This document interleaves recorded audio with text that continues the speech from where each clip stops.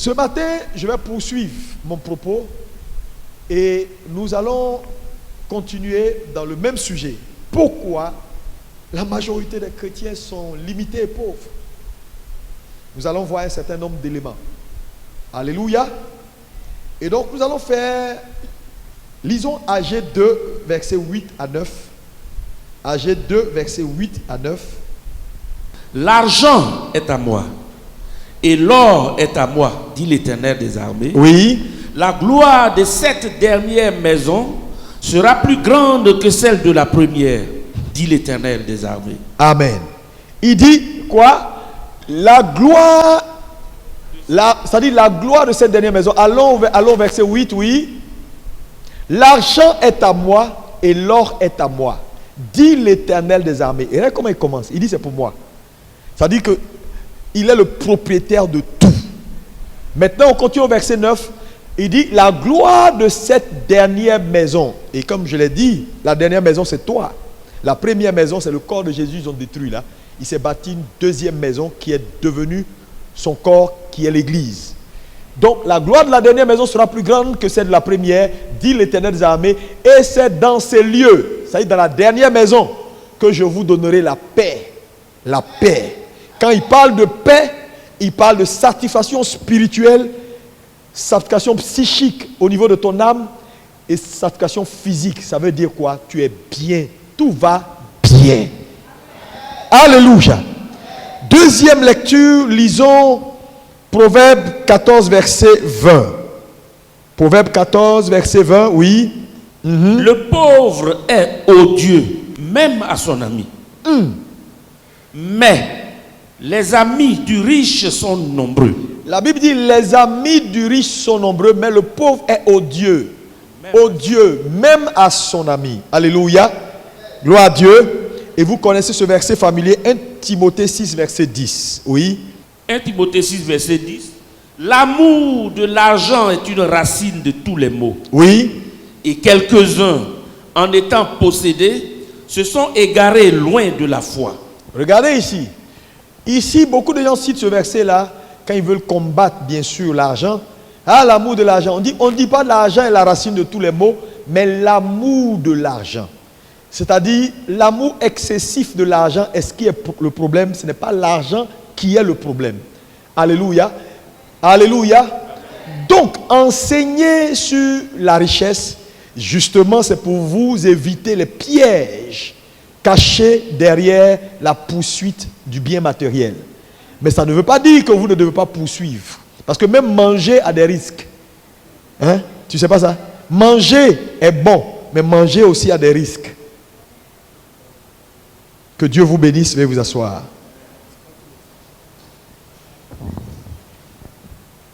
Et donc, pourquoi la majorité des chrétiens ne s'en sortent pas? Il y a beaucoup de raisons. On peut rester sur ce sujet-là jusqu'en fin d'année, on ne finira pas.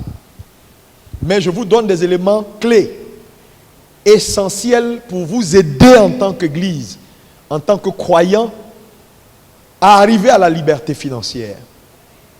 Et ce matin, je vais mettre l'accent sur un point qui est essentiel pour aller à la liberté financière, c'est avoir de l'intelligence financière. Dis avec moi, l'intelligence financière. Dis ça bien, dis ça bien, dis ça bien. Lorsqu'on parle d'intelligence financière, c'est tout ce qui touche à l'argent. La compréhension même de la notion. Que dit la Bible en ce qui concerne les finances? Que dit la Bible en ce qui concerne l'argent? Parce que Dieu a un point de vue. Et je veux défier tous les adeptes de la condamnation. Parce qu'aujourd'hui, l'Église est arrivée à un point où c'est devenu compliqué pour l'Église. Parce que quand je prêche pas pour mon Église locale, je prêche pour le corps de Christ. C'est devenu compliqué pour l'Église universelle de parler même d'argent. Quand tu dis aux frères, dites argent, ils sont là, ils ont peur. Oh, je vais dire argent dans l'Église, ça ne fait pas spirituel, pasteur. Oh, dites-moi argent. Il y en a qui disent, pasteur, argent, ça c'est dans le monde ça. Pourquoi? Parce que naturellement, toutes ces années, l'Église a été formatée à croire que l'argent, ça c'est le monde. Oui, ne parlez pas de ces choses-là. Oui, vous savez, c'est de l'hypocrisie que d'aimer quelque chose et de ne pas en parler. C'est de l'hypocrisie. Et vous êtes tous hypocrites. Vous qui aimez l'argent et qui refusez de parler de l'argent, vous êtes des hypocrites. Oui, vous êtes des hypocrites parce que la Bible en parle et Dieu a un point de vue. Vous savez, l'orgueil, ce n'est pas toujours se rabaisser. L'orgueil, c'est également prendre une position qui n'est pas celle que Dieu veut. Par exemple, si Dieu veut que tu sois riche, tu dis non, moi, je préfère l'humilité, tu es orgueilleux. C'est ça l'orgueil. L'orgueil, c'est faire le contraire de ce que Dieu veut. Tu es orgueilleux. Quand Dieu te met ici et puis tu dis non, moi je préfère rester en bas alors que c'est en haut Dieu t'a mis, c'est de l'orgueil. Et beaucoup de gens aujourd'hui, simulant, jouant les orgueilleux, les pasteurs sérieux, les pasteurs qui ne parlent pas d'argent, ils sont dans l'église, ils sont là, ah, moi je prêche seulement, mais quand ils te voient, ils vont venir te voir pour parler à l'oreille, pour dire oui, pardon, tu peux aller parler à mon église, il ne faut pas dire c'est moi, hein. Fais comme si le Saint-Esprit t'a parlé, parce que c'est trop chaud. Tu es un hypocrite. C'est de toi que je parle, toi. Ouais. Enseignez les gens que Dieu vous a envoyés. Dites-leur la vérité biblique. Ça peut faire mal, mais la vérité construit. Qu'est-ce que c'est que l'intelligence financière? Elle nous permet de comprendre tout ce qui touche à la recherche des finances, la prospérité. Comprendre la pensée de Dieu. Parce que nous ne poursuivons pas l'argent pour poursuivre l'argent.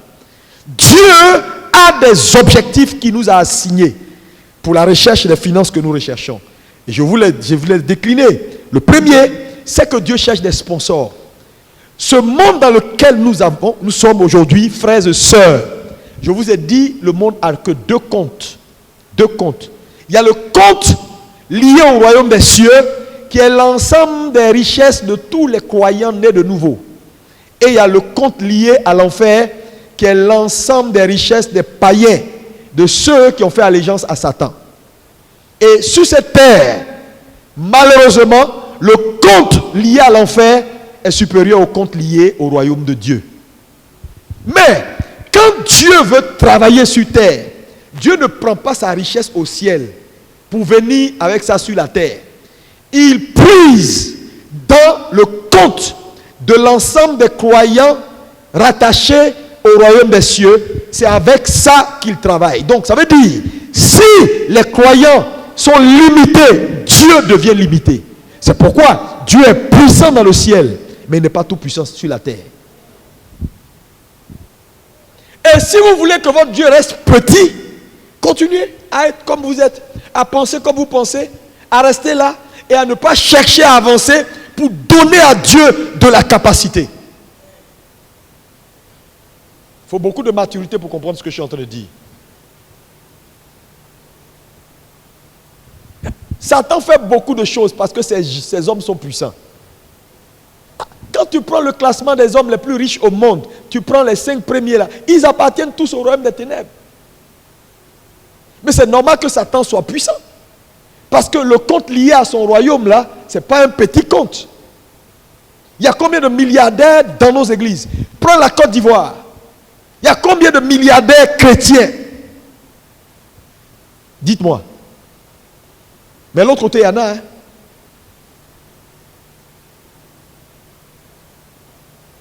Quelqu'un me dit l'intelligence financière. Oh, encore plus fort. Lis-moi Ecclésiaste 7, verset 12. À l'ombre de la sagesse, on est abrité comme à l'ombre de l'argent. À l'ombre de la sagesse, on est abrité comme à l'ombre de l'argent. Mais, un avantage de la science, c'est que la sagesse fait vivre ceux qui la possèdent. La sagesse fait vivre ceux qui la possèdent. Et ces enseignements que nous sommes en train de vous donner, c'est vous donner de la sagesse. Quelqu'un me dit avec moi Amen. Donc l'argent n'est rien qu'un moyen que Dieu veut nous donner pour accomplir des buts et avoir de l'impact. Dis à ton voisin, l'argent est un moyen d'impact. Oh, plus fort. Il faut l'accepter. Si tu n'as pas, tu n'auras pas d'impact. Dieu veut nous bénir. Bénir son église pour donner plus d'impact à cette église. Permettre à cette église d'accomplir des buts. C'est pourquoi avoir de l'intelligence financière, ce n'est pas négociable. Alléluia, alléluia. Vous savez, quand vous lisez la Bible, tu vas te rendre compte que Jésus a dit par exemple, il dit dans Jean 10, 10, le voleur ne vient que pour égorger, dérober et détruire. Moi je suis venu afin que les brebis aient la vie et qu'elles soient dans l'abondance ou qu'elles l'aient en abondance. Parlant de l'abondance, la surabondance. Donc la Bible est un livre d'abondance. Ça veut dire quoi? Quand Dieu crée l'homme, allez à Genèse, vous allez voir que quand Dieu met Adam et Ève dans le jardin, déjà Dieu plante le décor avec les différentes rivières et les richesses qu'il place dans la présence d'Adam. Ça veut dire quoi? Il y a un lieu, il y a un niveau que Dieu veut que tu atteignes. Quand Dieu te créait, Dieu avait une pensée, Dieu avait un lieu, il y avait une place, il y avait une position d'abondance, une position de liberté financière que Dieu avait dans sa pensée quand il te créait. Et tout chrétien né de nouveau doit prier chaque jour pour dire: Seigneur, quelle est ta pensée? Qu'est-ce que tu as prévu pour moi? Parce que je vais vous dire, si vous n'avez pas la bonne pensée, c'est un peu comme un père qui a des enfants et qui dit: ah, mon dernier là, je veux qu'il soit pilote et qu'il fasse ça, qu'il fasse ça. Maintenant, il a le plan dans son esprit. L'enfant grandit, il ne prend jamais le soin de parler avec son père pour savoir vraiment ce que son père a dans son esprit. Et lui, il vient voir son père pour dire: il veut être chanteur, des trucs comme ça. Qu'importe ce qui sera, le père ne sera jamais satisfait parce que ce n'est pas la pensée première qu'il avait pour son fils. Son fils a peut-être fait quelque chose qu'il aime, mais son fils n'a pas accompli les buts qu'il avait dans sa tête. Alléluia. Mais vous savez, la réussite se définit par rapport à quoi? Par rapport à Dieu. Quelqu'un me dit: la réussite se définit par rapport à Dieu. C'est pourquoi quelqu'un qui est dans le monde qui a l'argent, il n'a pas réussi. Oui. Parce que la vraie réussite se définit par rapport à Dieu. C'est-à-dire, un homme qui accomplit les buts de Dieu a réussi. Donc, un homme qui fait autre chose que les buts de Dieu n'a pas réussi. Mais en ce qui concerne l'indépendance financière, ce que nous constatons dans la Bible, c'est que Dieu n'a pas fait de limite. C'est-à-dire, il y a assez de richesses sur terre pour que chaque enfant de Dieu, né de nouveau, soit nanti. On l'a vu dans Agé, il dit: l'argent et l'or sont à moi. Mais il commence par là pour dire: je suis le propriétaire numéro 1. Maintenant, il part sur la gloire de cette dernière maison sera plus grande. Mais quand il parle de la gloire de la dernière maison, il parle de tous les enfants de Dieu nés de nouveau qui ont lavé leur robe dans le sang de l'agneau. Dis: je fais partie de la dernière maison. Oh, je veux que tu parles. Dis: je fais partie de la dernière maison. Toi qui me suis écrit ça, alléluia. Tu fais partie de la dernière maison. Donc, quand il parle de la gloire, quand tu parles de la richesse, quand tu parles de... Vous savez, quand le mot gloire, cardboard, poids, la gloire est l'état réel d'une chose. C'est-à-dire quoi? Quand vous voyez un poisson qui nage, vous pouvez voir sa gloire. Parce que sa gloire, c'est ce qu'il sait le mieux faire. C'est ce pourquoi Dieu l'a créé. Donc quand il est dans l'eau, il manifeste sa gloire. Quand l'aigle vole dans les airs, il manifeste sa gloire. La gloire, c'est l'expression de ce que tu es. Mais nous, on est qui? Quand il parle de gloire, nous sommes... Jésus a dit quoi? N'ai-je pas dit vous êtes des dieux? Si nous sommes des dieux, quelle est la gloire d'un Dieu? Hein? C'est la maladie? C'est la limite? C'est un peu, on a aujourd'hui, on n'a pas demain. La gloire de cette dernière maison, et tu fais partie. Donc ça veut dire, en ce qui concerne la liberté financière, il n'y a pas de limite. Il faut détruire dans vos pensées ces enseignements mensongers que l'Église vous a vendus, que la religion vous a vendus, en vous faisant croire que Dieu peut te rendre riche, il peut ne pas te rendre riche. S'il veut, il te donne un peu. S'il veut, il ne te donne pas un peu. Beaucoup de chrétiens sont arrivés à un point où ils se disent, non, moi, dans tous les cas, je ne veux pas être trop riche. Peut-être que ce n'est pas ma destinée. Dieu veut que j'ai juste pour moi et ma famille. C'est un mensonge de Satan. Non, non, non, moi, Dieu m'a appelé, c'est pour avoir un boulot et puis m'occuper de ma famille et puis de temps en temps faire ce que j'ai à faire. C'est un mensonge de Satan. Quand il dit allez faire de toutes les nations des disciples, il n'y a pas de restriction. Ce n'est pas catégorisé. Ça veut dire quoi? La richesse que Dieu promet à un enfant de Dieu va au-delà de cet enfant de Dieu-là. Oui, c'est pourquoi ne pas avoir une vision attachée à la recherche des finances ou de la liberté financière va te perdre. C'est en cela qu'on parle de l'amour de l'argent est la racine de tous les maux. Mais si la recherche des milliards que tu veux, il y a une vision attachée à cela, Dieu sera ton partenaire. Et il n'y a pas quelqu'un ici qui peut me dire que la vision de la grande commission, lui n'est pas dedans. Parce que la grande commission, ce n'est pas forcément aller dire, taper aux portes pour dire Jésus t'aime. Non, on évangélise également par service, par don, par social. Tout ça, ça fait partie. On construit des orphelinats, on fait du bien aux gens. Et tout ce que tu vas faire pour que quelqu'un voie la lumière, en réalité, c'est Jésus qui découvre au travers de tes œuvres.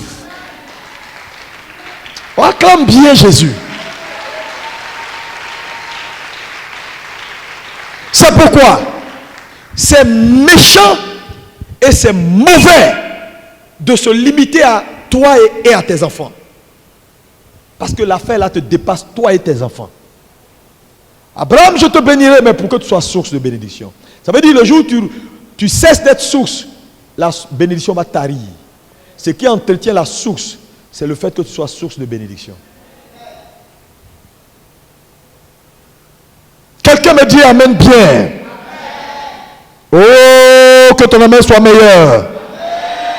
Et donc, l'Église doit croire en la création de richesse.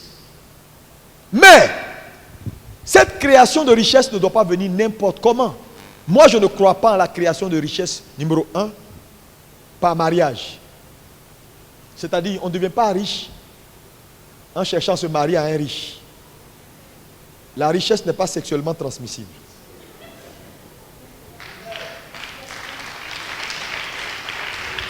C'est important parce qu'aujourd'hui, il y a des dérives. Nos frères, je connais des pasteurs, des gens même qui ont été très proches, qui sont allés sur Internet, rencontrer des jeunes femmes pour une affaire de visa, pour une affaire de papier, pour une affaire de vie en Europe. Elle a l'argent, je vais me marier avec elle et puis je vais commencer à m'en sortir. Oui, je suis pour qu'on ait à la richesse, à la liberté financière, mais pas par n'importe quelle voie. Non! Jeune soeur, non. Moi, j'ai trop souffert. S'il n'a pas l'argent, je ne le marie pas. Et puis on est là, on scrute. On va s'asseoir à l'hôtel Ivoire avec ses 5 000 francs pour prendre un pot, juste pour regarder les gens qui entrent, pour regarder les bacs, les mains, s'il n'y a pas de truc. Tu es en train de te perdre. Parce que dans tous les cas de figure, si tu maries quelqu'un qui est riche, ça ne fait pas de toi riche. On connaît des femmes de gens puissants qui ne s'en sortent pas. Je connais des femmes, leur mari, patron de société, très nanti. La femme là, elle ne s'en sort pas. Le monsieur lui donne l'argent, mais ça ne tourne pas dans sa tête. On lui donne l'argent, elle est là quand elle ne réfléchit même pas. Toujours, c'est les mêmes trucs. Salon de coiffure. Ils disent, je vais faire un petit truc. Elle est dans les petits. Le mari la regarde, il dit, hey, pour le niveau que j'ai là, monte un peu. Le mari fait tout, elle ne peut pas monter. À un moment donné, ça dit, les problèmes de famille poussent même le monsieur dehors. Il se sent bien avec une jeune secrétaire, une jeune fille, height, intelligent, brillant. Tu dis 1, elle voit 20. Quand tu arrives à la maison, tu dis 1, on voit moins 5.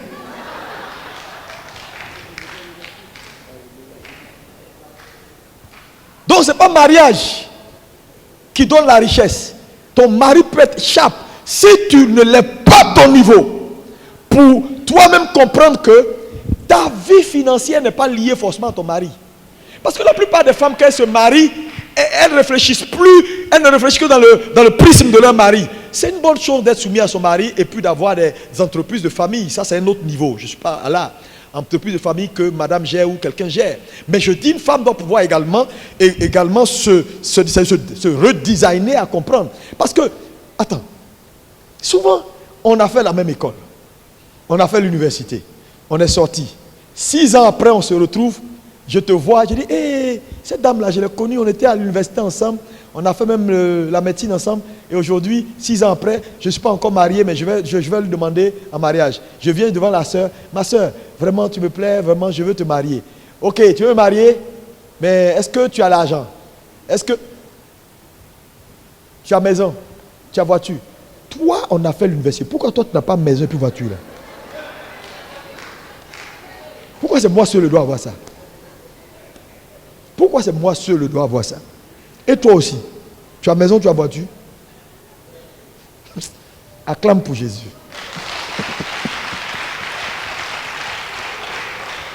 Donc, pas par n'importe quelle voie. Non. Deuxièmement, je ne suis pas prêt à accepter qu'on a la liberté financière, à la création de richesses par héritage. C'est-à-dire, tu es assis là, tu es paresseux, tu fous rien, tu attends à ce que tes parents meurent pour attraper une maison ici, une maison ici. Non. Dieu veut qu'on soit prospère, mais pas par ces voies-là. Parce qu'en même temps que tu veux créer des richesses, il faut savoir quelles sont les voies appropriées et quelles sont les voies qui ne sont pas appropriées. Donc, tous ceux qui attendent l'héritage, là, il faut laisser ça. Travaille pour toi. Dis Amen. Il y a des frères qui viennent voir pasteur. Il faut que tu pries, hein, c'est chaud, le vieux est mort, là on lutte. Actuellement, même là, les gens veulent me maudire parce que à cause de la maison du vieux, il y a un terrain ici. Et puis le gars, il est content, sa vie il a réussi maintenant. Non. Quelle honte! Une richesse que tu acquiers sans travailler, tu n'auras pas la sagesse de la manager.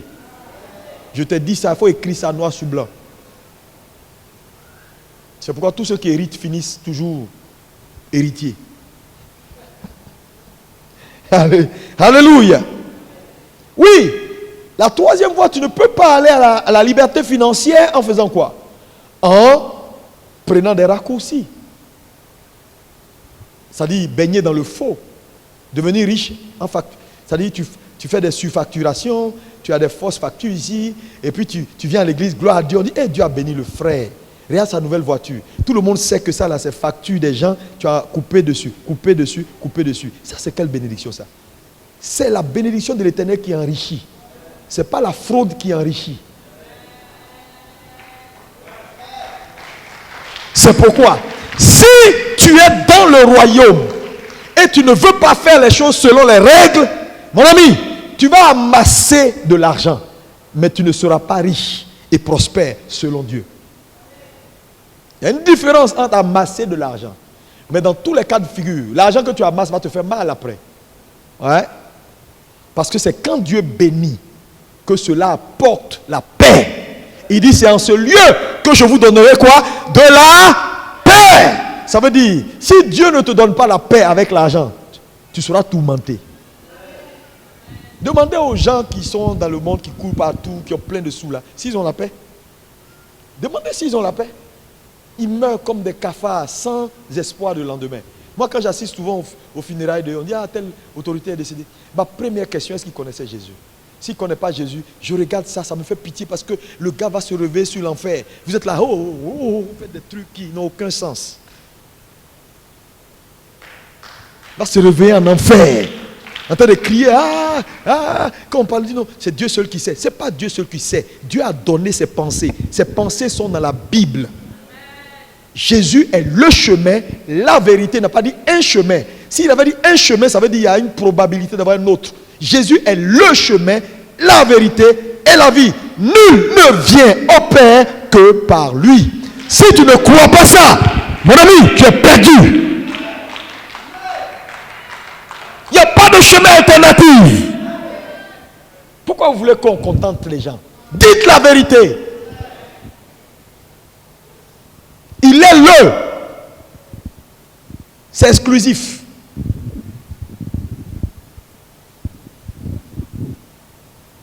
Il n'y a pas possibilité d'aller ailleurs. Tu fais du faux. Tu veux avoir de l'argent par le vol, par la tricherie, par la cupidité. Tu t'en sortiras pas. Tu es pasteur, tu veux être riche. Tu veux vendre des programmes, des songes, des visions mensongères. Aujourd'hui, d'ailleurs, ce sont des voyants. Des voyants, eux, la seule chose qu'ils voient, c'est le téléphone. Ils ne voient jamais email. Email est trop compliqué. C'est le téléphone, eux, ils voient. Pour tromper les gens, prendre leur argent. Mon ami, ce n'est pas comme ça. Tu ne peux pas arriver à la liberté financière selon le plan que Dieu a pour ta vie si tu ne fais pas les choses selon les règles. C'est pourquoi je vous dis, ne soyez pas pressés. Dans la vie, mieux vaut manger ton propre pain. Ton propre pain. Le pain détourné va te donner de la douleur. De la douleur. Je parle à tout le monde. Quand tu sois pasteur, tu me regardes. Tu passes ton temps à doubler les gens, à faire du faux. Il faut arrêter. Il faut arrêter. Parle aux gens. Tu as besoin de l'argent, tu dis les gars, j'ai besoin d'argent, aidez-moi.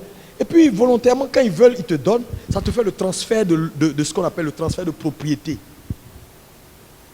Quand quelqu'un te donne avec consentement, il fait un transfert de propriété. Quand tu voles à quelqu'un, tu prends sa propriété sans son consentement. Donc tu n'as pas le transfert de propriété. Donc tu deviens un voleur. Et il y a beaucoup de voleurs.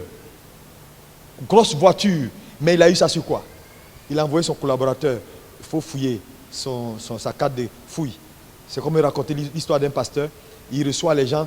Quand les gens viennent le voir, il les met dans sa salle d'attente. Et puis après, il leur dit, venez. Mais vous laissez vos affaires dans la salle d'attente et puis vous venez. Et pendant que les gens viennent le voir, il y a un de ses collaborateurs qui passe derrière pour fouiller et puis noter les informations. Puis le dimanche, il fait comme s'il tombe en transe. Carte de crédit, CIB, 001. Alléluia, oh alléluia, alléluia. On l'a attrapé. C'est un de ses collaborateurs même qui allait le vendre. Pour dire, on n'a pas bien partagé l'argent, donc je te vends. Les gars, si tu es dans ça, il faut sortir. C'est pourquoi l'œuvre de Dieu, le service que vous rendez là, il ne faut pas monnayer. Tu es un leader, prie pour les gens, laisse-les partir. Si les gens sont bénis, ils vont te dire, pasteur, je peux te bénir, je peux te faire cette offrande, tu prends et tu bénis Dieu. Mais ne dis pas aux gens, je vais prier pour toi, mais chaque prière c'est 25 000. Tu envoies 25 000, je prie. Pourquoi tu fais ça? Pourquoi tu fais ça? Les gens ne vont pas te respecter. Aujourd'hui, les gens sont découragés, ils cherchent Dieu. Et quand Dieu te met, il ne faut pas voir, tu as eu 3, 4 grosses voitures garées, tu ne peux même pas te retenir. Tu trembles comme ça. Si je ne les coupe pas vite, ils vont disparaître. Mon ami, ce n'est pas comme ça que ça se passe. On veut aller à la liberté financière, il faut qu'on soit honnête. Dieu nous bénira. Quelqu'un me dit amen. Ça va mettre le temps que ça va mettre. Tu vas finir par t'en sortir. Tu vas finir. Il ne faut pas être pressé. La vie, ce n'est pas la course. Il faut comprendre ce que c'est que l'argent. Qu'est-ce que c'est que l'argent? C'est très important. Est-ce que tu es prêt? Est-ce que tu es prêt? Qu'est-ce que c'est que l'argent? Ce que tu dois comprendre de l'argent, c'est important parce que cela va t'aider à avoir de l'éclaircissement. Parce que ce que tu ne comprends pas, tu l'utilises mal. Et le problème aujourd'hui de l'Église, c'est le manque de compréhension de ce concept-là, argent. Alléluia. L'argent se gagne. Dis avec moi, l'argent se gagne. Elle se gère et elle se multiplie. Dieu a une pensée pour la richesse. Dieu a une pensée pour l'acquisition des biens. Nous devons savoir ce que c'est que la pensée de Dieu. Fais-moi quelques lectures. Genèse 24, verset 35. L'Éternel a comblé de bénédictions mon Seigneur. Oui. Qui est devenu puissant. Qui est devenu puissant. Regardez. Il a comblé de bénédictions mon Seigneur qui est devenu puissant. Il lui a donné des brebis et des bœufs et de l'argent et de l'or des serviteurs et des servantes, des chameaux et des ânes. Qui a fait ça? C'est qui? On dit il est devenu quoi? Puissant. Je te souhaite dans cette saison d'être un homme puissant. Dis amen, je reçois. Alléluia. Lis-moi Genèse 30, verset 43. Genèse 30, verset 43. Je vais endommager ton ignorance pour que Dieu bâtisse en toi des repères qui vont changer ta destinée. Amen. Oui. Cet homme devint de plus en plus riche. Oui. Il eut du menu bétail en abondance, des servantes et des serviteurs, des chameaux et des ânes. Regardez, ces gens-là, ils étaient dans l'ancienne alliance. C'est-à-dire le sang des animaux. Nous, on a une alliance qui est meilleure, basée sur le sang de Jésus, le Dieu Tout-Puissant. Regarde ce qu'on dit d'eux. Regardez ce qu'on dit d'eux. Ça doit te révolter. Ils ne peuvent pas être sous une alliance inférieure et avoir plus d'expression de la gloire que toi. Alors que la Bible parle de la gloire de la dernière maison. Eux, ils font partie de la première maison. Dis avec moi, je suis fâché. Oui, je suis fâché et révolté. Les choses doivent changer. Maintenant, lis-moi 1 Roi 10, verset 23. 1 Roi 10, verset 23. Oui. Le roi Salomon fut plus grand que tous les rois de la terre par les richesses et par la sagesse. Il fut plus grand. Je ne sais pas si, jusqu'à aujourd'hui, quelqu'un a dépassé Salomon. Je ne crois pas. Il était puissant en richesse et en sagesse. Parmi les rois de son époque, il n'y avait pas. Est-ce que vous savez que Job était le plus fortuné des fils de l'Orient? Job l'était. Job 1, verset 1 à 3. Oui. Il y eut dans le pays d'Ut un homme qui s'appelait Job. Et cet homme était intègre et droit. Il craignait Dieu et se détournait du mal. Il lui naquit 7 fils et 3 filles. Il possédait 7000 brebis, 3000 chameaux, 500 paires de bœufs, 500 ânesses et un très grand nombre de serviteurs. Et cet homme était le plus considérable de tous les fils d'Orient. Il était le plus considérable de tous les fils d'Orient. C'est ce que Dieu peut faire d'un homme. Et c'est ce que Dieu veut faire de toi. Dis amen, je reçois. Beaucoup de gens ne connaissent pas Dieu. Ton âge n'est même pas un problème pour Dieu. Que la lumière arrive, accepte la lumière seulement. Si tu acceptes la lumière, tu vas voir ce qui va commencer à se passer dans ta vie. Job était puissant. Jusqu'à Satan allait même négocier pour dire, mais ce type-là, tu l'as rendu trop puissant. Et Satan reconnaît. C'était une révélation importante. Satan arrive dans le trône, il dit, mais tu as béni Job. Donc Satan nous fait une révélation de taille. C'est Dieu qui bénit et c'est lui qui détruit. Quand ton ennemi commence à reconnaître, là tu es arrivé. Merci pasteur, tu peux t'asseoir. Comprendre le fonctionnement de la richesse pour ne pas tomber dans les pièges attachés à la richesse. Selon 1 Timothée 6, verset 10. Qu'est-ce que c'est que l'argent? La première chose que je veux que tu notes ici, c'est que l'argent est un instrument neutre. Dis avec moi, c'est un instrument neutre. Est-ce qu'on peut parler, vous tout qui êtes derrière, est-ce que vous pouvez parler fort? L'argent est un instrument neutre. Ça veut dire quoi? L'argent prend la valeur des mains dans lesquelles il se trouve. Ceux qui la possèdent lui impriment une valeur, lui impriment un caractère. Et c'est ce qui fait qu'aujourd'hui, malheureusement, les gens en général ont une mauvaise façon de voir l'argent, surtout dans l'église, parce que la majorité des gens qui possèdent l'argent, ce n'est pas les chrétiens, ce sont les païens. Et donc, ils ont imprimé à l'argent un caractère qui est resté. Et donc, même quand les chrétiens voient l'argent, on dit méfie-toi, l'argent c'est pas bon. Hein? Quand l'argent vient, on fait des mauvaises choses. Hein? L'argent, ça corrompt. Hein? L'argent, quand l'argent va venir, c'est femme qui va venir dans ta tête. Hein? Quand l'argent va venir, elle va te prendre, tu vas devenir un pécheur. Hein? Quand l'argent va venir, tu vas commencer à boire bière. Quand l'argent va venir, pourquoi? Parce que c'est ce qu'ils ont observé toute leur vie. Pourquoi? Parce que ceux qui possèdent le plus ont imprimé à l'argent leur caractère, ont imprimé à l'argent leur valeur. Alléluia. Et donc, la conscience collective, les chrétiens en général sont arrivés à un point où ils voient l'argent conformément ou dans le prisme du caractère de ceux qui possèdent l'argent. Sinon, l'argent est un instrument neutre. Vous allez voir, quand l'église va commencer à avoir de l'argent, l'église va imprimer un autre caractère à l'argent. L'argent va faire du bien. L'argent va évangéliser. L'argent va faire du social. L'argent va construire des orphelinats. L'argent va parler de Jésus. L'argent va sauver.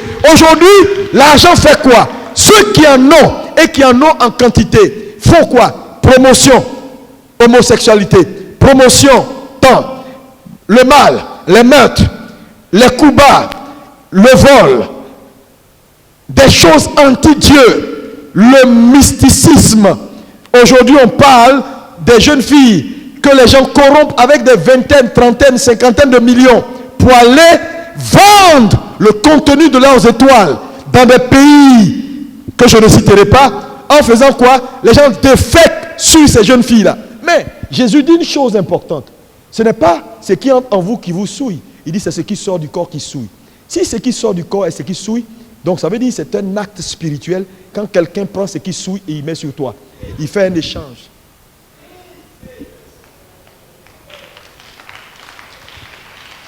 Pourquoi c'est ce que... Donc il te souille. Il souille ta vie. Il détruit ta destinée et il prend.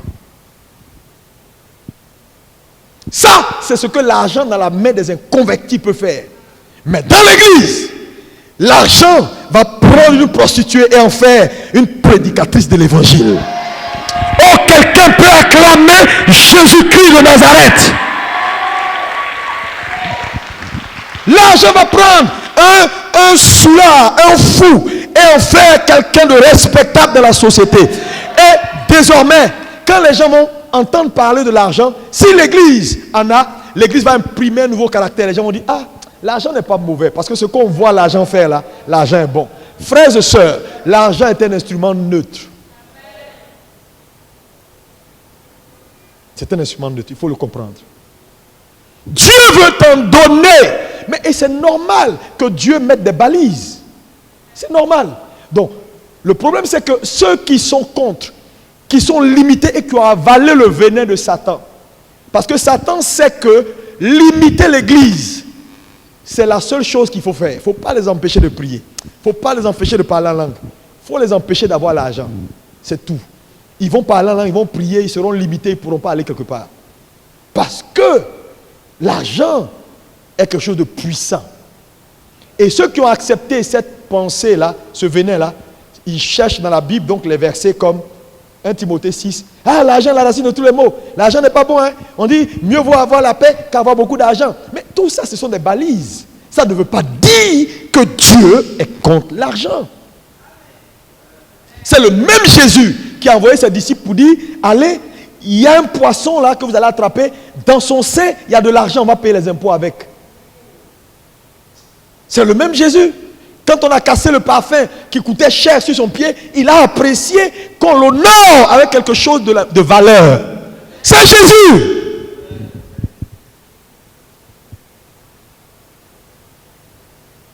Que Dieu punisse tous ceux qui sont des agents de Satan en train de détruire l'église avec leur mauvais évangile. L'argent est un instrument neutre comme un couteau.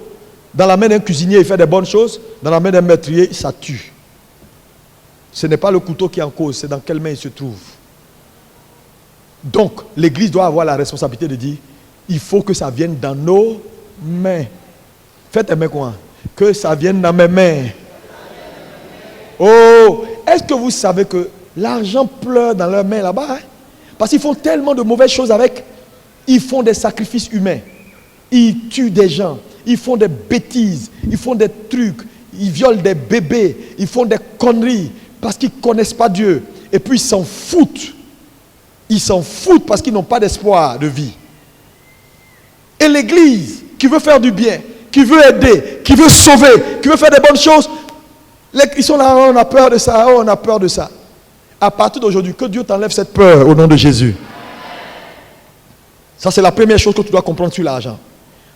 Deuxième chose, l'argent est un moyen d'échange. Dis avec moi, moyen d'échange. Plus fort. C'est un moyen d'échange matérialisé sous forme de pièces ou de billets. Accepté de tous pour payer des biens, des services et toutes sortes d'obligations. Donc, l'argent est un moyen de paiement. Oh, dis ça encore. L'argent est un moyen d'échange. Plus fort. Plus fort. C'est un moyen d'échange. Ça veut dire aujourd'hui, frère, tu ne peux pas, il ne peut pas avoir de transfert. L'argent est l'élément de transfert, c'est le moyen d'échange pour acheter des biens, pour acheter des services et toutes sortes d'obligations. C'est un moyen de paiement. L'argent n'est pas une mauvaise chose. Dis-moi amen bien encore. Ça, c'est la deuxième chose. L'intelligence financière est importante. Ça te permet de baliser le contour de ce que c'est que la richesse selon Dieu. Troisième chose, l'argent est un esprit. C'est-à-dire elle est spirituelle. C'est pourquoi Satan, le sachant, quand il a rencontré Jésus sur la montagne, il a dit à Jésus, on se connaît, tu sais comment les choses se passent. Tu vois, la richesse qui est là, on m'a donné. Toute cette gloire du monde là, on m'a donné. Mais je peux te donner, si tu es d'accord pour faire allégeance, te prosterner devant moi. Vous savez, on fait allégeance aux divinités. Et Jésus refuse de faire allégeance. Il dit, je donne à ceux qui font allégeance à moi. Ça veut dire quoi? Quand un homme ne connaît pas Dieu et fait allégeance à Satan, l'argent que Satan lui donne là, l'esprit qui est derrière, c'est l'esprit auquel il a fait allégeance, qui contrôle son argent. Oui. Donc l'argent est un esprit, ou a un esprit. Donc l'argent dans la main d'un converti est possédé par un esprit qu'on appelle l'esprit de Mammon, l'esprit du monde. Belzébul est derrière.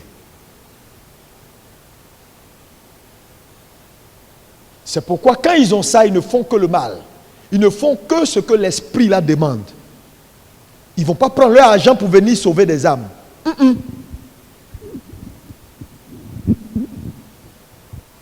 Les soi-disant biens ils font là, c'est de la poudre aux yeux. Eux tous, ils sont dans le sponsoring de nouvelles façons de vivre, de nouvelles façons de faire, des trucs bizarres. C'est dans ça ils sont. Voilà la vérité, hein? Voilà la vérité. L'argent est un esprit. Dis avec moi, l'argent est spirituel.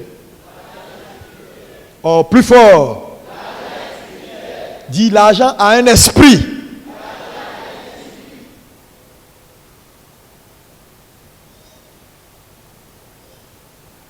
Quatrième point, l'argent a une âme. Dis avec moi, l'argent a une âme. Quelle est l'âme de l'argent? L'âme de l'argent, c'est la valeur de l'argent sur le marché. Sa valeur sur le marché, c'est son âme. Yeah. C'est pourquoi on ne court pas après n'importe quelle devise. Si on met franc cedi, franc guinéen, euro, je ne crois pas que tu vas choisir cedi ou franc guinéen. Tu vas sauter sur euro là. Tu vas 500 euros. 500 cedi. ou bien 1000 CD. Ça dit, 1000 CD. Euros, je connais. CD, là, ou francs guinéens. Non. C'est beaucoup. Mais en termes de valeur, zéro. Quand tu vas attraper les 500, là, tu vas commencer à t'imaginer. 500, là, ça peut t'envoyer frigo. Ça peut t'envoyer télé. Ça peut t'envoyer des fauteuils même, peut-être. Donc, l'argent a une âme. C'est pourquoi l'argent est vivant. C'est pourquoi l'argent fait beaucoup de choses dans le monde. C'est pourquoi l'argent, quand une monnaie, une devise a de la valeur, les gens se tuent pour la devise. L'argent divise des familles. L'argent divise des frères. L'argent divise enfants et papa. Et même dans l'église, l'argent divise. Pourquoi? Parce que la valeur de l'argent fait vivre l'argent. Sépare des gens. Donne des argumentaires pour tuer. C'est ça. Si quelqu'un me comprend, tu me comprends? Sinon, comment quelqu'un peut tuer si c'est juste du papier? Non. La valeur qui est derrière là, la valeur là, elle peut se monnayer avec beaucoup de choses. La valeur de l'argent, c'est son âme. Cinquièmement, l'argent a un corps. Dis avec moi, l'argent a un corps. Son corps, c'est le papier là. Le papier que tu as.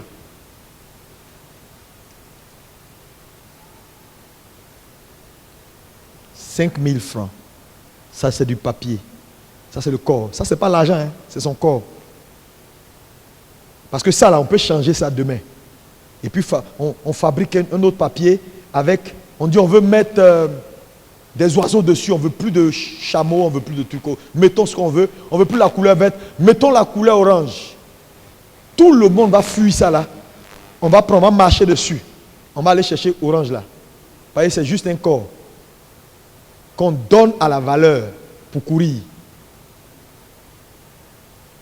C'est pourquoi quand il y a eu le changement en Europe, quand on est passé à l'euro, tous ceux qui avaient leur franc français, qui n'ont pas respecté le délai de dépôt, c'est devenu des trucs de décoration dans leur maison. Il faut prendre franc français, puis va dans un supermarché, fais tes achats, et puis arrive là, tu déposes. 1000 francs français, c'est les policiers qui vont venir t'attraper. Parce que c'est du papier. Ça, ce n'est pas l'argent, c'est le corps. C'est-à-dire, c'est le support de cette valeur-là. On peut démagnétiser ça et puis remettre la valeur dans un autre papier. Dis avec moi, c'est du papier. C'est le corps de l'argent. Donc l'argent a un esprit, a une âme et a un corps.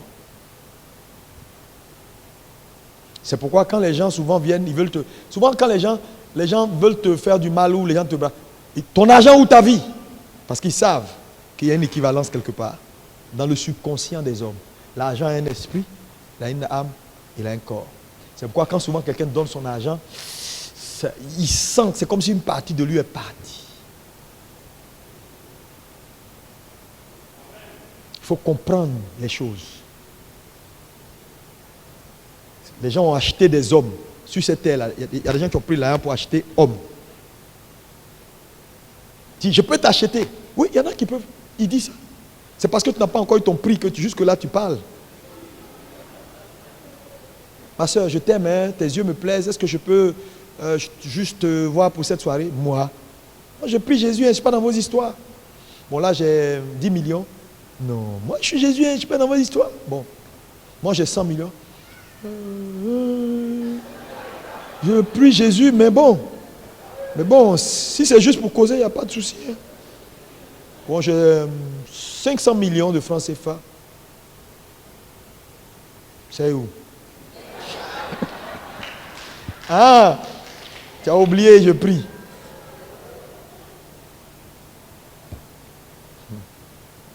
Frère, c'est pourquoi accepter les pensées de Dieu est la seule chose qui va vous sauver. Parce que quand tu acceptes ce que Dieu dit, on ne peut plus t'acheter. C'est Dieu seul qui peut t'acheter. Parce que tu deviens sa pensée.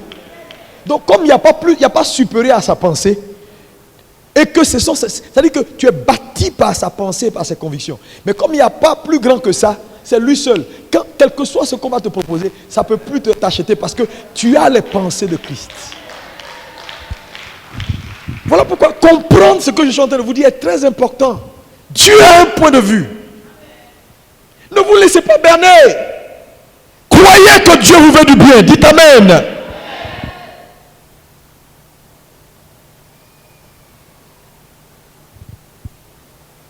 L'argent est un moyen d'échange. Et malheureusement, vous savez, pourquoi c'est important d'apprendre ces choses à l'église? Parce que nos écoles, nos sociétés en général, ne nous ont pas appris ces choses. On va à l'école, on va à l'université, on finit, on nous met plein de choses dans la tête, mais on ne nous enseigne pas l'intelligence financière. On nous formate, l'école ou nos universités nous formatent à être des bureaucrates, à chercher poste, à être dans le bureau. Mais qu'est-ce qu'un bureau peut t'apporter? Sincèrement. Tu es le directeur général de. Ça sonne bien, ça fait peur. Tu es le DGA de la société de Handling International Corporation. C'est non. Sinon, c'est 500 000 francs par mois. Tu es le supervisor. International Supervisor. C'est non. Mais quand tu as accumulé tous ces noms-là, directeur commercial, directeur marketing, PhD, c'est non. Ma question que je te pose, est-ce que tu peux transférer ces noms-là comme héritage à tes enfants? Non. C'est juste un nom que tu as porté le jour où tu pars. Si tes enfants étaient boutiquiers, ils restent boutiquiers. Ils ne peuvent pas devenir DGA adjoint ou bien DGA par héritage. Donc il y a plus grand que être assis dans un bureau. Nous les francophones, les gens nous ont eu. Les gens nous ont eu. Ils nous ont formatés tous. Le gars, il finit ses études, j'ai l'honneur, il cherche à être secrétaire, il cherche un poste, qu'importe le salaire, que ses parents lui disent, mon fils travaille, ma fille travaille. Au plateau, oui. Au plateau, puis il est là. Il va, il s'assoit, il est là, matin qu'au soir, et puis il est là. Allez, et puis chaque fin du mois, on dit 300 000 francs, 500 000 francs, même 1 million, c'est quoi Abidjan ici? Et pendant que ce temps, les anglophones, eux, ils sont formatés à courir dans tous les sens et à faire des business. Et l'église, on est là, pasteur, viens bénir mon bureau, je viens de prendre la place de mon directeur général adjoint. Alléluia. Et puis tout le monde le célèbre. Mais même avec 1 million, tes charges vont augmenter. Tu as donné une DGA, tout le monde te regarde maintenant de haut. Et puis après, les tontons du village, les tantis du village, tout le monde envoie sa facture. L'oncle que tu n'as jamais vu, qui a appris que tu es DGA, il ne te connaît ni d'Adam, il est le cousin du cousin de ta tante. Il va dire, hé mon fils, que Dieu te bénisse. Tu sais que ton tonton est malade depuis, il n'arrive même pas à payer ses médicaments. Et puis il va t'envoyer un SMS. Et à 23h, il va t'envoyer un SMS. Et toi seul, il y a 10 000 SMS autour de toi. Sans compter tes petits frères et tes cousins qui pensent que tu as réussi là. Maman avait dit que si tu réussis, il faut porter tes frères. Donc, tu es là. Le frère X est sur toi. Le frère Y est sur toi. Le petit bandit qui a accouché, qui a fait enfant dans la maison du père. Et il dort là-bas, qui veut rien faire, est sur toi. De peur que maman te maudisse de sa tombe. Il faut que tu en prennes soin. Et quand ils entrent chez toi, ta femme, ils regardent ta femme comme un petit cafard qui est venu les déranger dans leur famille. Frère. Et tu es là, tu es compliqué. On vient à l'église, on dit, l'œuvre de Dieu, tu es frustré. Tu n'as pas. Tu dis, ah pasteur, je veux vraiment faire, mais c'est compliqué. Tu es limité dans tout. Tout est limite. Tout est limite. Tu es limité, limité, limité. Limité. Je vous dis, la limite, ce n'est pas la volonté de Dieu. Quand on décrit les patriarches, regardez comment on les décrit.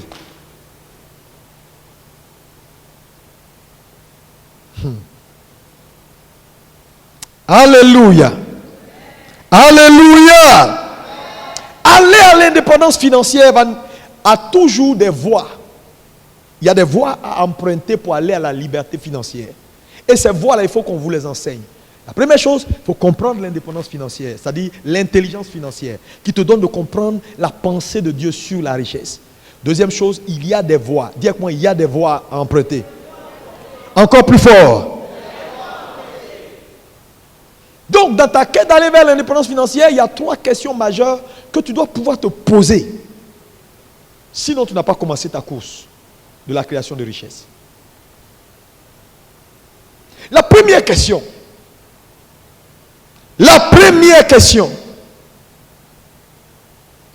tu dois savoir avec acuité ta position actuelle.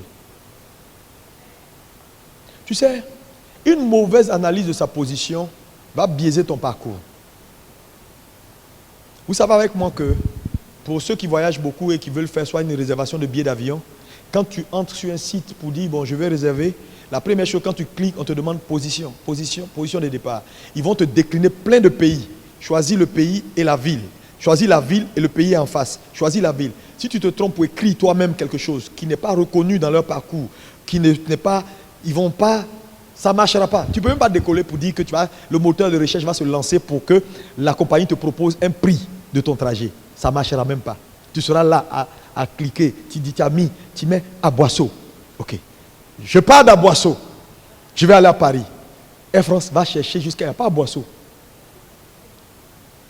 Ils vont te dire, mais à Boisseau là, on ne connaît pas il n'y a pas aéroport là-bas, il n'y a rien. Reviens sur Abidjan, ok, on peut. Abidjan, même tu mets San Pedro, ça ne passera pas. Même Boaké, Yamsoko, ça ne passera pas. Donc c'est important de savoir sa position. Dans la quête d'aller vers ces choses-là, ta position est importante. Tu es où? Pardon, regarde ton voisin, dis le voisin, tu es où? Dans cette affaire de finance là, tu es où? Quel est ton vrai poids? Il ne faut pas nous blaguer ici. Parce que les gens simulent trop. Viennent à l'église, jouent les patrons pour nous donner de faux espoirs. Quel est C'est là que ça commence.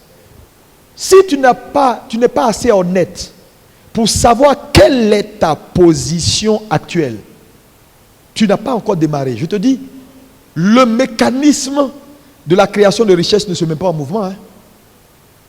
Ils vont mettre position, position, position, position. Qu'est-ce que tu as dans cette affaire de richesse-là? Quand tu regardes ce que Dieu a dit, et puis toi où tu es là, dis-moi, tu es à quel niveau? Tu es dans quelle classe? Est-ce que tu as commencé même? Ou tu es limité? Je vous dis, moi je crois qu'on est limité encore. Hein? Oui, parce que moi il y a plein de choses que je veux faire que je n'arrive pas. Pour une affaire d'argent. Il y a des choses que moi-même je veux faire là, je n'arrive pas. Pour une affaire d'argent. Je prie que Dieu nous aide ce matin. Qu'on ne rêve pas et quelqu'un d'autre réalise ça. C'est une tragédie. Tu rêves. Et puis 6 mois après, mais ça là, c'est moi, j'ai eu ça en tête. Oui, tu as eu ça en tête. 1000 intentions ne valent rien à côté d'une seule action. Toi, tu as rêvé. Le gars, il est en train de manger avec ton rêve. Le voilà est plein de sociétés. Tu dis, mais oui, c'était moi. Mais toi, personne ne te reconnaît. C'est celui qui a commencé là. C'est pour lui. Donc, qu'on sorte. Parce qu'on a trop de rêves. Regardez tout ce qu'on veut faire pour Dieu. Regardez, on veut aller ici. On veut évangéliser ici. On n'a que des rêves. Moi, je suis frustré. Je suis frustré ce matin. Je suis très frustré. Je ne sais pas si tu es frustré comme moi. Je suis fâché. Parce que ce n'est pas normal. Ce n'est pas normal. Et ne laissez pas Satan, n'avalez pas ce venin de Satan qui dit oui, c'est normal. Tout le monde n'est pas obligé d'être riche dans la vie. Hein? Il y a des gens qui seront très riches, il y en a qui vont avoir 1 million, ils seront moyens. Je dis, ce n'est pas vrai. On dit la gloire de la dernière maison. On n'a pas catégorisé. Si tu es dans la dernière maison, ta gloire est identique aux autres. Dieu ne fait exception de personne. À chaque enfant de Dieu, il donne 100%. C'est ce que j'ai dit hier quand j'étais à ABMC Campus pour leur premier culte. Dieu donne toujours 100%. Il ne donne pas 100% et 50%. Non, ça n'existe pas dans la Bible. Que Dieu détruise ton ignorance. Oh, dis 3 fois Amen. Si tu écris Amen, Amen, Amen. Quelle est ta position? Où es-tu? Tes finances, c'est quoi? Il faut faire une auto-évaluation honnête. Une vraie auto-évaluation de ta position actuelle. Quand, c'est vrai, tu as des charges à la maison. Mais à part tes charges, qu'est-ce que tu arrives à faire de plus?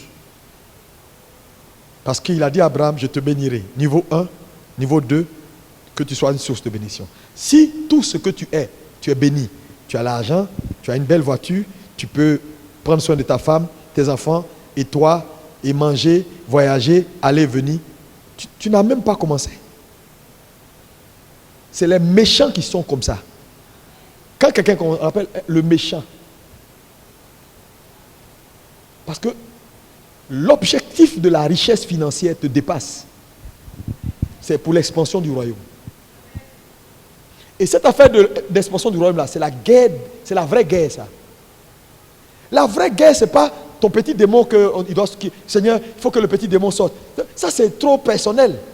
L'affaire de christianisme là, c'est une guerre spirituelle pour l'expansion du royaume.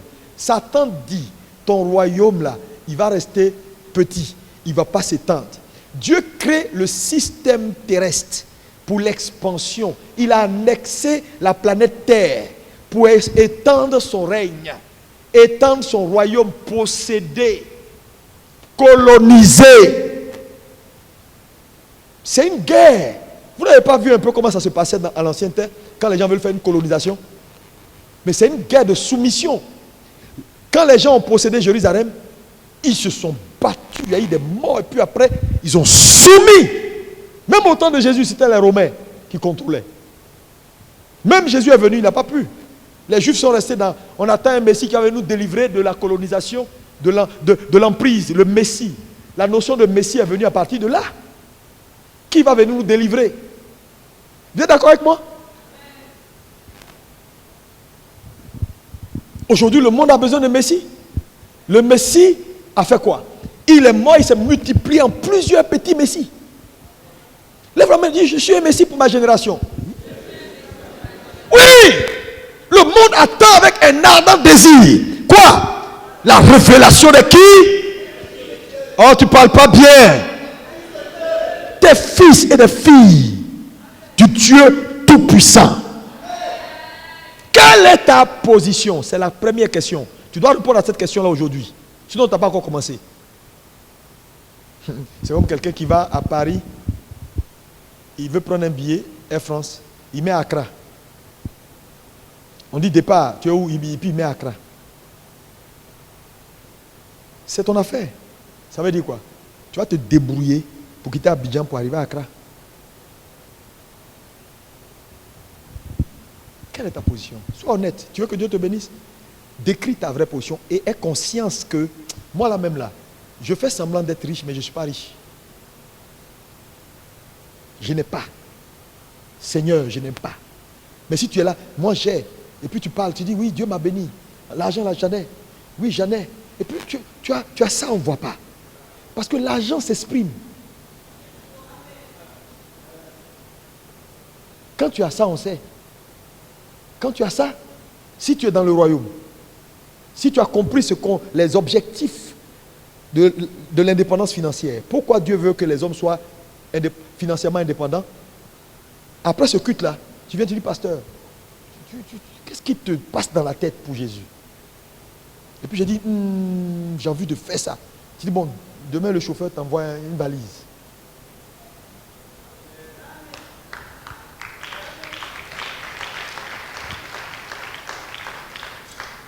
Parce que tout ce que je veux faire, je te dis.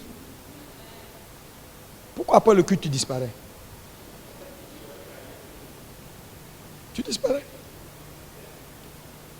Tu dois venir me voir, pourquoi tu disparais?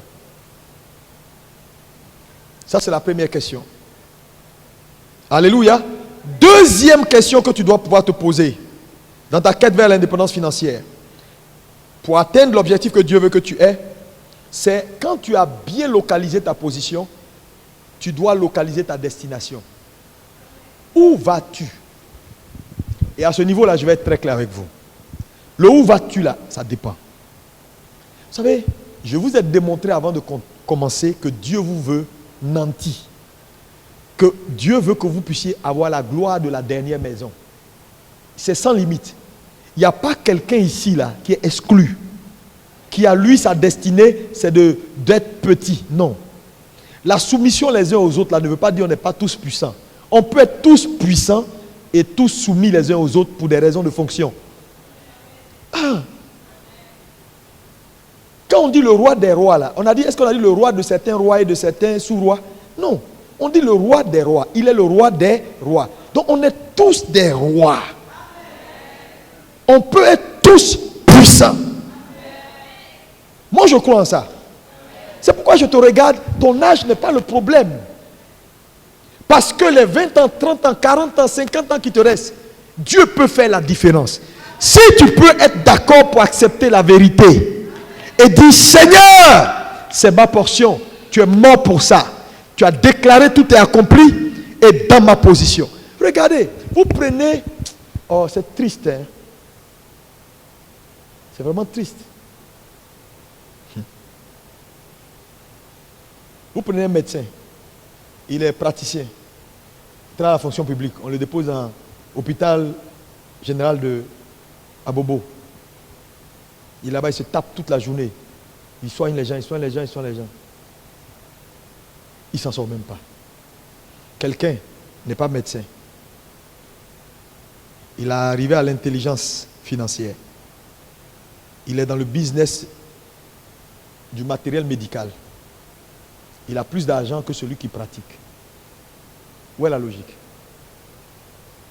Et le pauvre médecin, il ne comprend jamais qu'il doit shifter, quitter dans l'affaire de bureau là, pour passer à industrie médicale.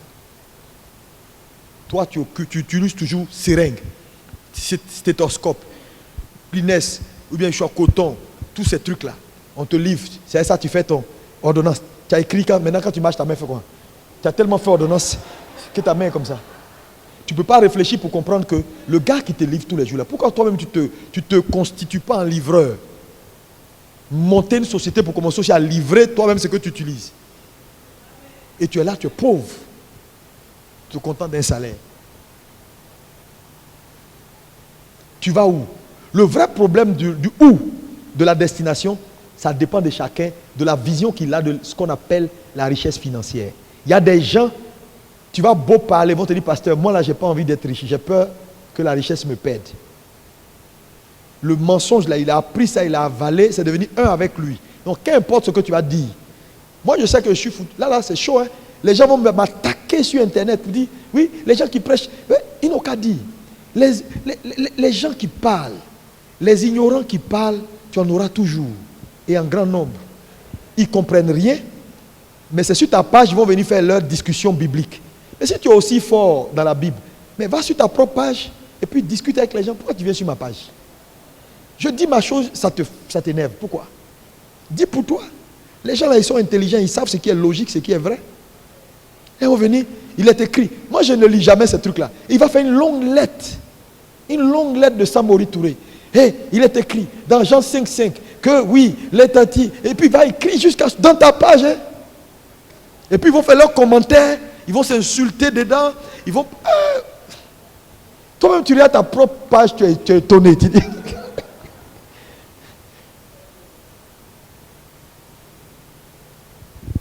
Laissez les gens. La ville, on est venu en détail. Oh. C'est la fin qui compte.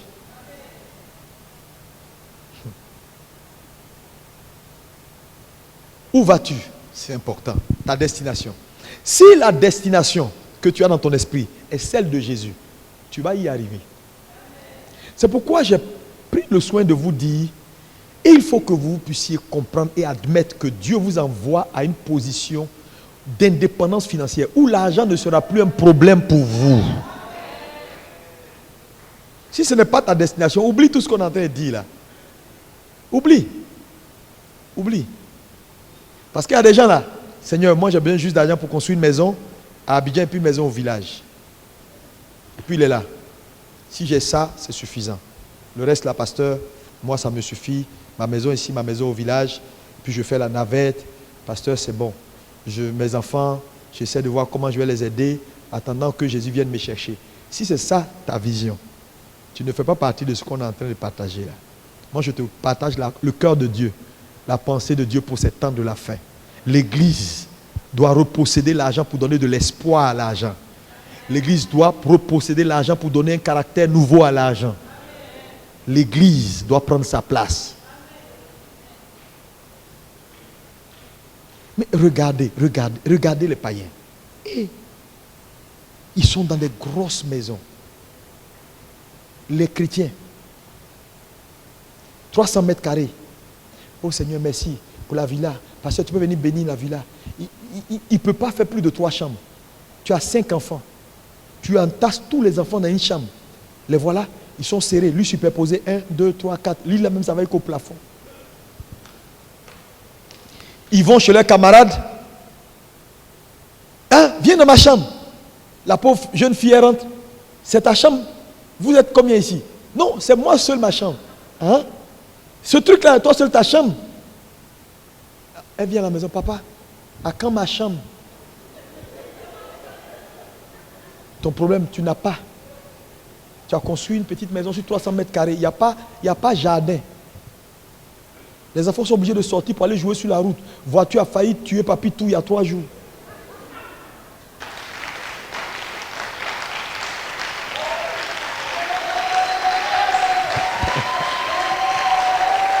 Alléluia! Jésus doit nous délivrer. Non, mon fils. Tu ne peux pas vivre cette vie-là et partir vers le Seigneur comme ça. Les païens là, pourquoi eux?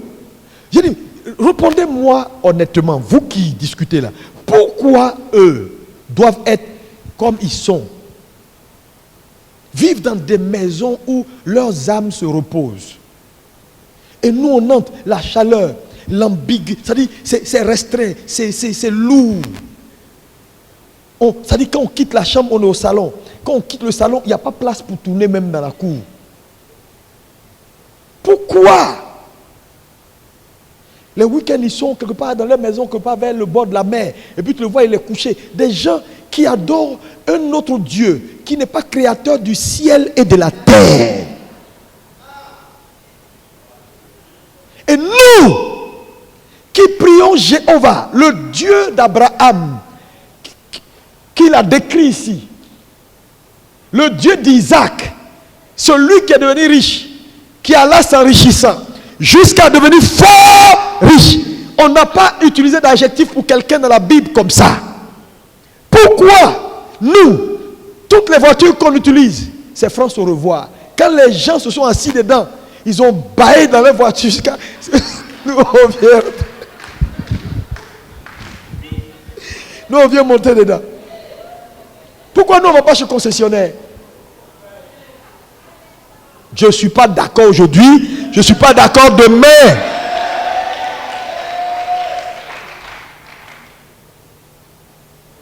Frère, Dieu peut bénir sans voie de détour. Ouais. La richesse est spirituelle. Le problème, c'est que les gens du monde ont fait allégeance à 100% à leur divinité, à leur diable. Mais nous refusons de faire allégeance à Jésus. Les chrétiens sont les seuls qui refusent de mourir pour que Jésus prenne le relais. Mais là où tu ne fais pas allégeance, tu n'auras pas. Je vous dis, les principes spirituels sont têtus. On donne son argent à qui on a confiance.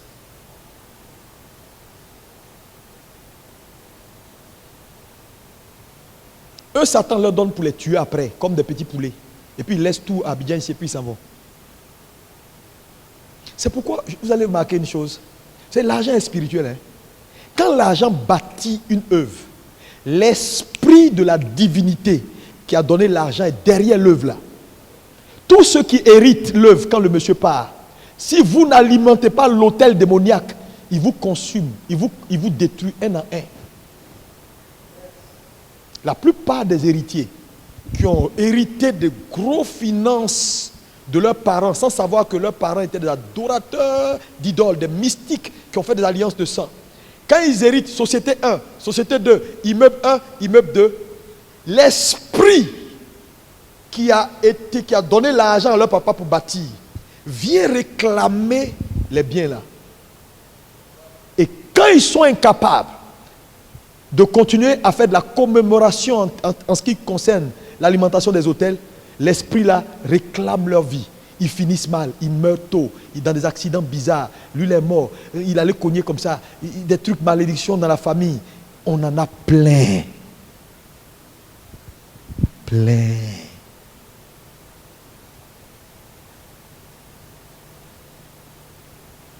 Parce que Satan n'enrichit pas pour donner la paix. C'est Dieu seul qui fait ça.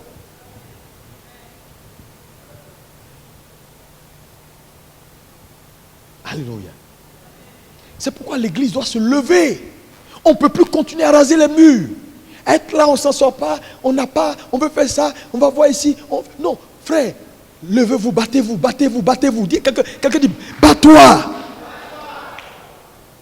Nous, on respecte les règles. Eux, ils ne respectent pas les règles.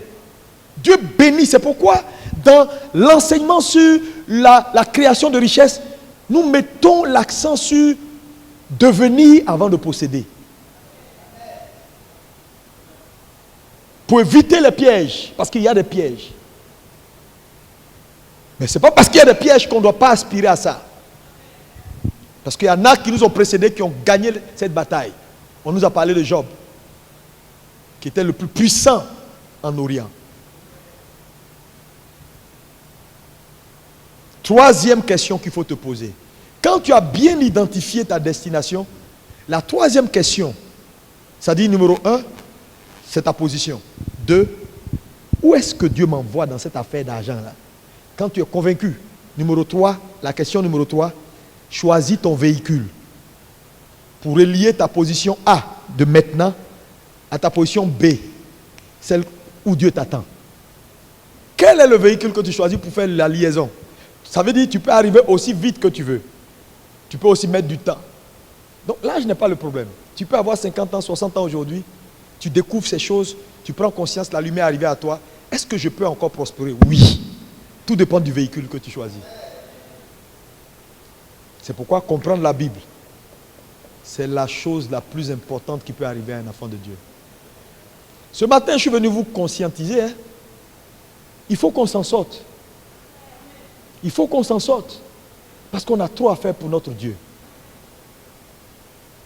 On a trop à faire pour notre Dieu. Si vous aimez ce Jésus-là, que vous professez, cherchez à avoir de l'argent. Vous allez voir. On peut avoir l'argent et être sain. On peut avoir l'argent et bien vivre.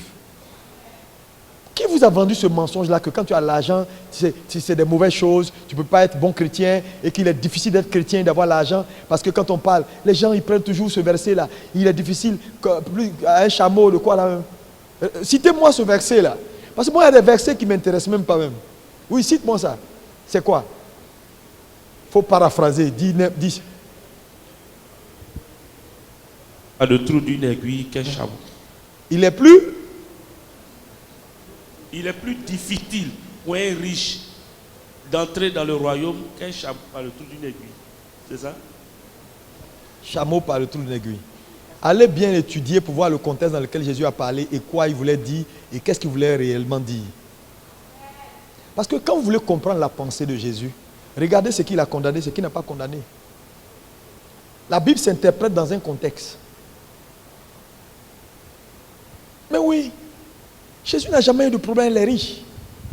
Non. La preuve, il allait se Zachée. Il s'est assis là-bas, il a mangé. Les gens l'ont critiqué pour dire, voilà un gars qui pactise avec les gens qui volent. Il dit non, je suis allé le salut entrer dans cette maison. Zachée a donné, mais il n'avait jamais eu de problème avec la richesse. C'est ce que Zachée faisait qu'il n'aimait pas. Quand Zachée a dit, je donne une partie de ma richesse à ceux que je... Est-ce qu'il a dit, je donne tout? Il n'a pas dit, il donne tout. Dieu n'a jamais dit de donner tout. Il a dit, je donne une partie pour faire justice. Jésus dit, c'est bon. Vis du reste. Donc quand vous lisez là, faites attention. Les gens qui ne veulent pas aller de l'avant vont tenter par des versets. Dans la Bible, il y a tout. Hein. Tu peux prendre la Bible pour justifier n'importe quelle sorte de doctrine bizarre. Le problème, c'est que ça ne va pas tenir dans l'ensemble. Une doctrine biblique que tu défends doit tenir dans l'ensemble. Tu prends de Genèse jusqu'à Apocalypse, ça doit tenir. Sinon, pourquoi au ciel les rues sont en or? Si Dieu déteste tant la richesse, allez voir un peu le tabernacle.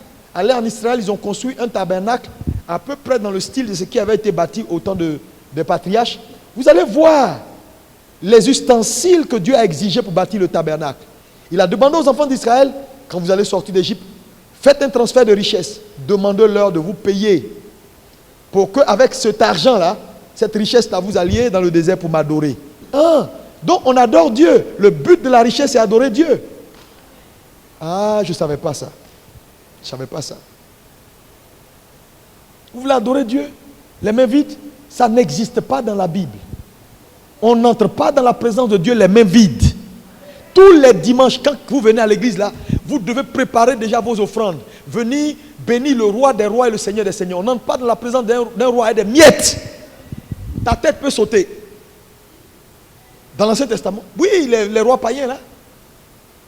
Mais aujourd'hui, on fait quoi? On entre, on dit, ah, Dieu comprend, j'ai rien. Oui, Dieu sait, Dieu il est humble.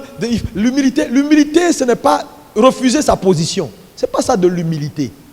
L'église a une position, elle doit assumer. Pourquoi tu es d'accord pour être enfant de Dieu? Et puis les conséquences, tu n'en veux pas. C'est de l'orgueil. C'est de l'orgueil. Moi, je n'ai pas de complexe. Parce que je sais que nous avons besoin de finances pour faire l'œuvre. Et ce matin, Dieu veut compter sur toi. Si tu es d'accord, donne des acclamations à Jésus.